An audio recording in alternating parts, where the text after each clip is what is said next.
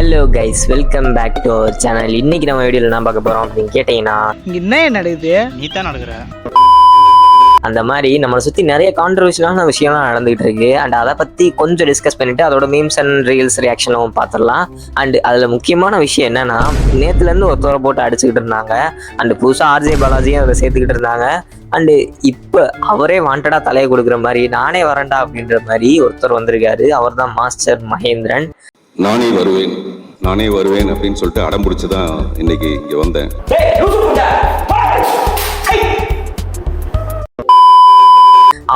அவரோட விஷயத்தையும் அப்படியே டிஸ்கஸ் பண்ணிட்டு அதோட மீம்ஸ் அண்ட் ரீல்ஸையும் ரியாக்ட் பண்ணிட்டு அப்படியே கடந்து போயிடலாம். ஓகே, அப்போ வீடியோ ஸ்டார்ட் பண்ணலாமா? அதாவது ஆரம்பிக்கலாமா? ஆரம்பிக்கலாங்களா? சோலார் சிஸ்டம்னு ஒன்று கண்டுபிடிச்சானுங்க. அதாவது ட்ரை பண்ணிக்கலாம். நீங்கள் ரிலே ஆகணும். சரி, ஓகே, இவ்வளோ நாள் கரண்ட் இஷ்யூ இல்லாமல் இருந்துட்டீங்களா? ஜாலியாக இப்போ இஷ்யூ ஆகுதா?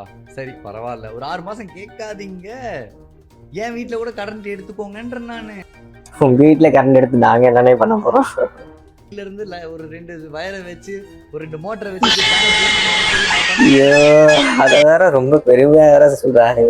இதுதான் படிக்கிற டயத்தில் வந்துட்டு போய் படிக்க போயிடணும். ஜூனியர் ஆர்டிஸ்டாக தான் நான் மாறுவேன் அப்படின்னு பண்ணால் இப்போதான் நிலைமையாகும் போல.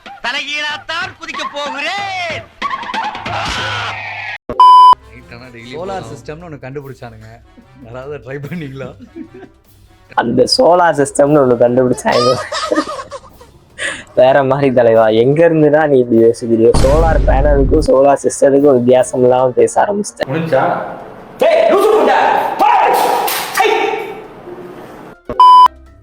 சோலார் சிஸ்டம் என்னடா இது? ஓஹோ, அவரே சூரியனா மாறிட்டாரா? மாண்பு மிகு மடப்புண்ட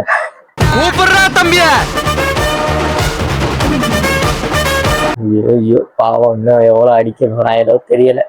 யாருமே புதுசா வந்து அடி வாங்குறியா? வாண்டடா வந்து அடி வாங்குறேன்.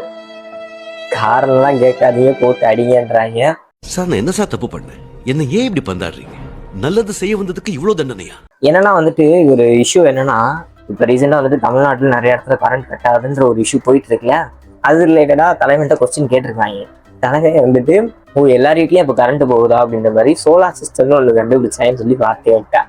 சோலார் பேனலுக்கு சோலார் சிஸ்டம் அப்படின்ட்டாரு. சிக்குலேருந்து போட்டு அடியன்னு நடிச்சுட்டு இருக்காங்க. ஸோ இதுதான் அந்த கான்டெக்ட். இதுக்கப்புறம் போட்டு ஒரு இன்னும் என்னென்ன பண்ண போகிறோம் ஏதோ தெரியல. அதுவும் இன்னும் கொஞ்சம் எடுத்து வச்சிருக்கேன், அதையும் பார்க்கலாம். ஒரு 2 வயரை வச்சு ஒரு 2 மோட்டரை வச்சு எப்படி ஃபேனை கிரியேட் பண்ணி எனக்கு தெரியும், நான் பண்ணிக்கிறேன் ஜாலியா. வெடிக்க விட்டாங்க. நம்ம தான் ஃபேஸ் பண்ணணும், நம்ம தான் இறங்கி என்னன்னு கேட்கணும். இன்னைக்கு நீங்கள் எல்லாருமே இதை செஞ்சுக்கிட்டு இருக்கீங்க. இதை தயவு செஞ்சு எல்லாருமே செய்யுங்க. இதை அப்படியே விட்டுட்டிங்கன்னா நம்ம தமிழ்நாடு, நம்ம தமிழ், நம்ம கலாச்சாரம் நாளைக்கு மியூசியமில் போயிட்டு இப்படி தான் இருந்துச்சுன்னு சொல்லிட்டு தான் நம்ம பார்க்க தெரியலங்க.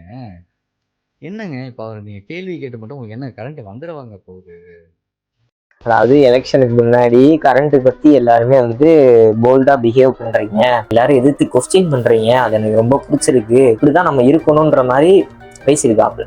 அதுக்கடுத்து இப்போ ரீசெண்ட் இன்டர்வியூ எலெக்ஷனுக்கு அப்புறம் அவரை கொஸ்டின் கேட்டால் மட்டும் என்ன ஆக போகுது அப்படின்ற மாதிரி கேட்க ஆரம்பிச்சிருக்காரு.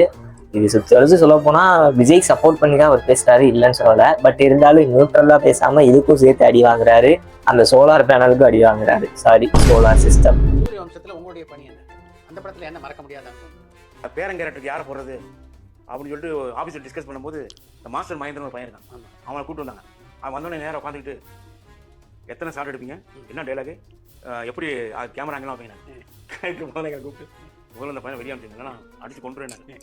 அப்புறம் அவனை போனோடனே, சார் வேறு யாரும் இல்லைன்னா ஏமலதான்னு ஒரு பொண்ணு, அதான் ஆம்பளை கட்ட போட்டு எடுத்தான், அந்த பொண்ணு தான் நடிச்சு அடிச்சு. கண்ணில் ஒரு திமிரு, ஒரு ஆங்காரம் எல்லாமே தெரியும்.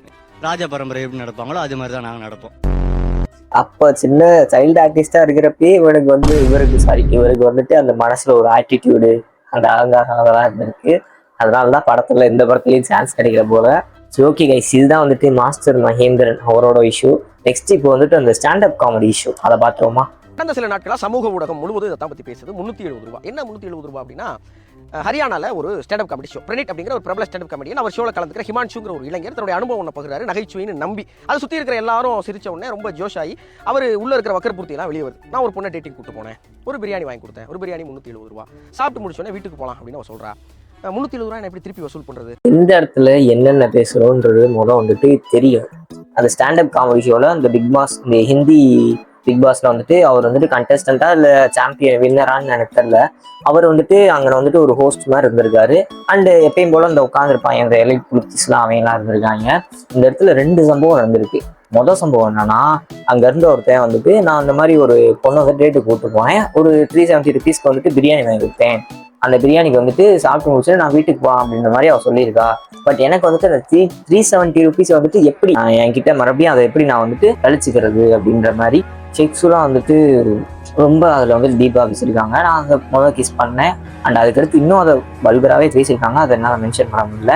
இதுதான் அங்கே நடந்திருக்கு. இந்த மாதிரி அந்த பொண்ணை வச்சு சொன்னால அவன் வந்துட்டு அவன் வேலை பார்த்த கம்பெனிலேருந்து அவனை தூக்கி விட்டாங்க. அண்ட் அது போக அந்த ஹோஸ்ட்டும் அங்கே சுற்றி இருக்கவங்க எல்லாருமே சிரிச்சிருக்காங்க. ஏன் முக்கியமாக அந்த எஸ்பெஷலி அந்த ஹோஸ்ட் வந்துட்டு அந்த காமெடி வந்துட்டு இன்னும் ஹைப் பண்ணியிருக்காரு, நல்லா சிரிச்சிருக்காரு. ஸோ அதனால வந்துட்டு அவருமே வந்துட்டு அவரே ஆட்டோமேட்டிக்காக டீஆக்டிவேட் பண்ணிட்டாரு அக்கௌண்ட்டை.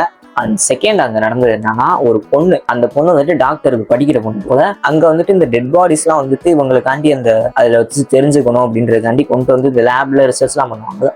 அந்த மாதிரி ரிசர்ச் பண்ணிட்டு இருக்கப்ப மேலோட பாகம் வந்துட்டு இந்த மாதிரி செக்ஸுவலைஸ் பண்ணி அவங்க பேசிக்கிறாங்க. எப்படின்னா வந்துட்டு இதுக்கு வந்துட்டு இவ்வளோ லென்த்து தான் இருக்கு, ஒரு சில பாடிக்கு இவ்வளவு லென்த் தான் இருக்கு, அப்படி இவ்வளவுதான் இவன் ஒர்த்து அப்படின்ற மாதிரி அந்த பொண்ணு பேசியிருக்காங்க. அந்த பொண்ணுக்கு பனிஷ்மெண்ட் கிடைச்சா அப்படின்னு கேட்டீங்கன்னா கிடைச்சிச்சு. எத்தனையோ நாளோ சஸ்பெண்ட் பண்ணியிருக்காங்கன்ற மாதிரி அவங்க அந்த கவர்மெண்ட் ஹாஸ்பிட்டல்லையே ஏதோ ஒரு ஹாஸ்பிட்டல் அவங்க படிக்கிறாங்க போல, அது வந்து அவங்க மென்ஷன் பண்ணியிருந்தாங்க. மித்த அதை தவிர்த்து அந்த பொண்ணு மேல எந்த ஆக்ஷனும் எடுக்கல. இதில் நான் என்ன மென்ஷன் பண்ண வரேன்னா, மேல் அண்ட் ஃபீமேல் இந்த மாதிரி 2 பேர் இருக்காங்க. மேலும் அந்த இடத்துல ஒரு தப்பு பண்றான், அவனும் தப்பு பண்ணி அதை கிரிட்டிசைஸ் பண்ணி மாட்டிக்கிறான். அவனை உடனே வேலையை விட்டுக்கிட்டாங்க. இந்த பொண்ணு படிக்கிற பொண்ணு, இந்த பொண்ணு இந்த அளவுக்கு வந்துட்டு பேசி அதுவே ஒரு அப்படி இருந்துட்டு அந்த பொண்ணுக்கு ஜஸ்டிஸ் கிடையாது.